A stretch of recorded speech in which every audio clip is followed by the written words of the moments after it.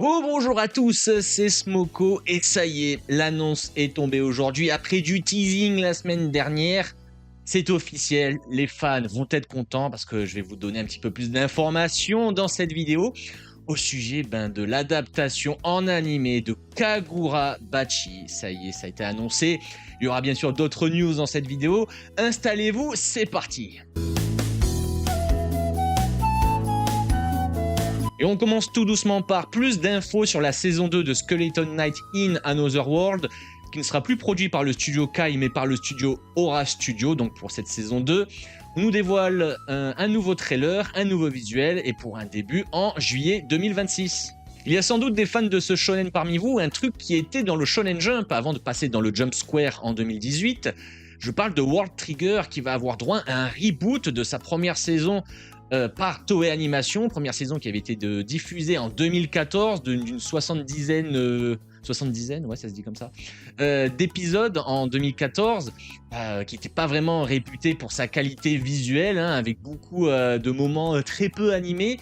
Toei Animation vont décider de corriger ça comme pour Dragon Ball Super Beerus, un petit peu finalement, avec des nouvelles scènes, une réadaptation remis au goût du jour pour avoir une adaptation du coup digne de ce nom qui ravira les fans. Donc on a juste un petit teaser avec des nouvelles feuilles de design de personnages et en tout cas c'est prévu pour bientôt on espère. L'animé adapté du light novel Saijo no Osewa ou Rich Girl Caretaker nous dévoile un nouveau visuel. Ce sera produit par Brains Base. Il s'agit d'une comédie romantique avec un mec un peu pauvre qui va se retrouver à s'occuper d'une fille riche, comme le nom de l'animé l'indique, en fait, c'est littéralement ça. C'est prévu donc pour juillet 2026 avec Brains Base au studio, mais ça on l'a déjà dit. Et on a un nouveau visuel. Dernière news avant de passer au plat de résistance que vous attendez tous évidemment. D'ailleurs c'est une news un petit peu surprenante ici parce qu'il s'agit d'une saison 2 de Boshoku no Berserk ou Berserk of Gluttony. D'ailleurs licencié le light novel chez nous en France sous Mao Édition, donc si vous voulez jeter un petit coup d'œil. Ouais, une saison 2 pour cette série qui avait été produite en 2023 par ACGT. On nous révèle un visuel pour l'occasion, mais sans plus d'informations, ni sur la date, ni sur le staff animation. Mais déjà, au vu du visuel, le character designer devrait être sensiblement le même. Et après, on verra pour ce qui est le staff animation. Mais ça fait plaisir de voir une saison 2 pour cette série, parce que la saison 1, j'avais plutôt bien apprécié. Et ça y est, les fans vont être contents.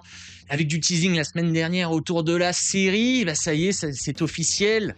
Le manga de Takeru Okazono, qui était parti un petit peu comme un mème en 2023, je m'en souviens, pour devenir aujourd'hui un incontournable du Shonen Jump.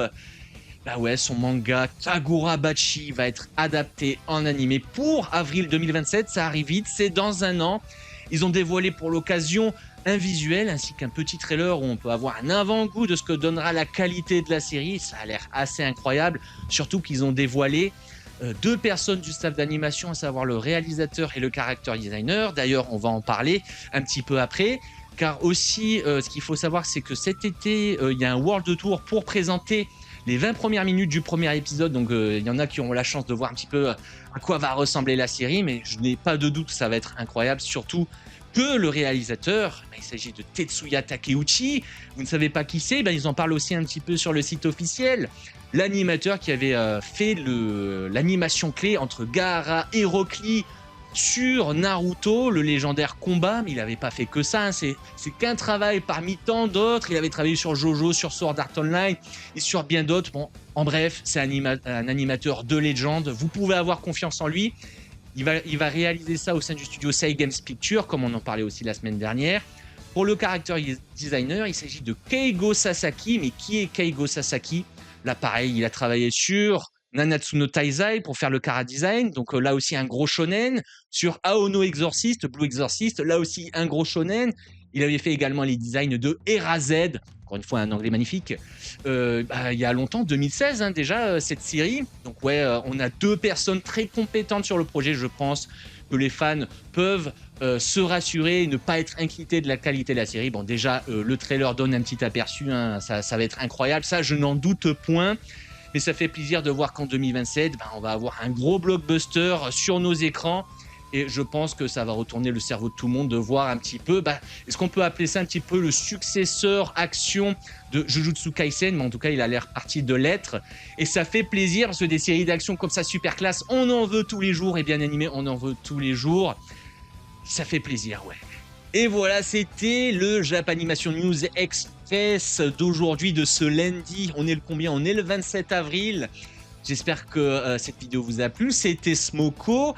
Et aussi, j'espère que les news vous ont donné du sourire, parce qu'on a eu quand même quelques trucs à se mettre sous la dent, dont l'adaptation officielle de Kagurabachi. Ça, voilà, c'était en rumeur. Il y avait eu des leaks, etc. Mais le voir en officiel, c'est toujours mieux.